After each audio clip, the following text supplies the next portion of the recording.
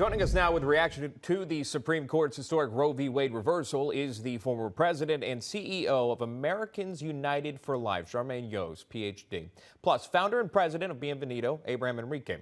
Welcome to you both. Good Monday morning to you, and thanks so much for coming on. Quite the day, the first day of reacting and right off the heels of the weekend here. Charmaine, if I could jump in with you, I believe in an amicus brief in Dobbs v. Jackson, specifically against Casey's argument, you wrote, and we have just a quote here, and correct me if I'm wrong here. It says this: the ability of women to participate equally in the economic and social life of the nation has been facilitated by their ability to control their reproductive lives through access to abortion. Talk to me about that. Well, I'm really glad you asked because I was really proud to sign on to that amicus brief. The quote that you had up on screen was from the Casey decision, in which the court specifically declined to overturn Roe because they believed that women had come to rely on abortion for their place in society. And so there are over 200 of us as professional women with lawyers, academics, even pro-life feminists, who came together to say, look, we categorically reject this idea that abortion is what we're standing on in order to achieve anything in our culture. And in fact, it really got so bad that even Ruth Bader Ginsburg said that we needed abortion just to be full participants in democracy. So the left really runs with this idea that abortion is somehow fundamental to the female identity and to our status, and we think it's really important for women to step up and say, no, we reject that position. I'm going to get to Abraham in just a second. Charmaine, if I could stay with you just for a second. I believe you're speaking on Casey versus Planned Parenthood in the early 90s. What was different about Dobbs v. Jackson? Obviously, every case is different, but what was it about Dobbs versus Casey that would enact these Supreme Court justices to rule in overturning Roe v. Wade? Well, I think that the actual decision from Justice Alito that was signed on to by the other justices is so compelling because it doesn't really reflect a lot of this heat and noise that you're hearing in the public debate. It's very methodical. It's very systematic. Justice Alito specifically addressed the arguments that I just mentioned, called the reliance interest about women. He specifically shot that down. He went through the history that was cited in Roe, which was completely erroneous and wrong. He talked about the science, the fact that back in the 70s, there was this whole "it's just a clump of cells" argument, and now we have science on our side in terms of defending life. There's so much more now that we know that we didn't know in the 70s about unborn human life. So it was a very systematic decision that really addressed all the different arguments underpinning and propping up Roe in a very intellectually dishonest way. Abraham, Bienvenido is an organization dedicated to mobilizing and empowering Hispanics. Bienvenido released the following statement on the High Court's historic ruling. That quote says this: the court's decision is correct as both a legal and a moral matter. It was always a lie that the Constitution guaranteed the right to kill unborn children, and this court has just exposed this lie for the shameful farce that it has always been, end quote. Abraham, can I get your reaction to that, sir? Absolutely. Well, Hispanics by and large are not, loyal to a political party. We are grounded on values and guided by faith.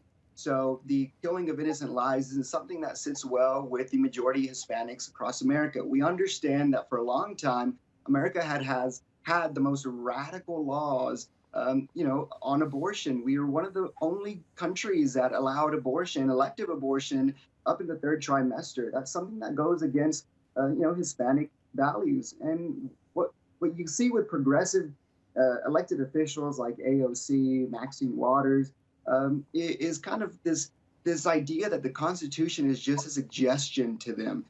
They don't play by the same rules. AOC, outside of a protest, claimed that this decision was illegitimate and encouraged protesters to take to the streets.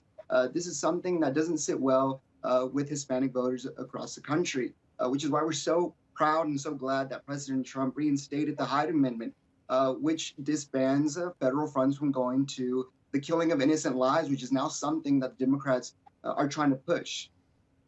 Yeah, a lot of fiery rhetoric, no doubt, over the weekend that we have seen from many lawmakers. I want to get to this poll that we've recently pulled and then I'll get reaction. It's a YouGov CBS News poll. Here's what it tells you. It tells you a majority, 59% of Americans disapprove of the Supreme Court overturning Roe v. Wade. Again, 59%, 41% approve. Then it says this, 51% believe the Supreme Court's decision to overturn Roe v. Wade will, quote, make life worse for American women. The poll also finds that 52% of Americans see the overturning of Roe v. Wade as a, quote, step backward for America. I want to go back to Charmaine on that. Did you have any comments specifically there in the second one where it would make life worse for most American women? You know, I think the polling is really interesting because it's kind of all over the place, and Americans have much more subtle and nuanced opinions about abortion than is reflected in polling.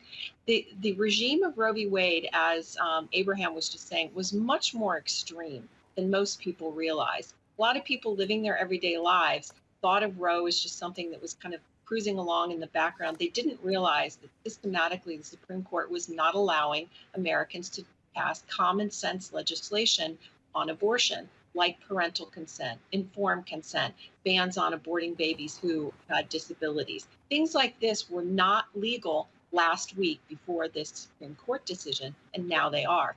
Americans are going to wake up to discover, wait, hold up, we're catching up to the rest of the world and having much more sane kinds of abortion laws. You know, it was really kind of an ironic and weird spectacle over the weekend to see European and NATO leaders criticizing America and saying that we were being anti-democracy, when in fact many of them have much more restrictive abortion laws than we do.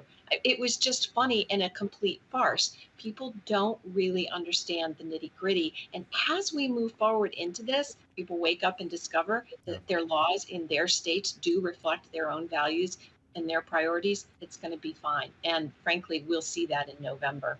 Well, okay, leave it right here. CEO of Americans United for Life, Charmaine Yost, PhD, joining us, former president there, plus founder and president of Bienvenido, Abraham Enriquez. Thank you so much, both of you, for joining us and sharing your thoughts. Thank you.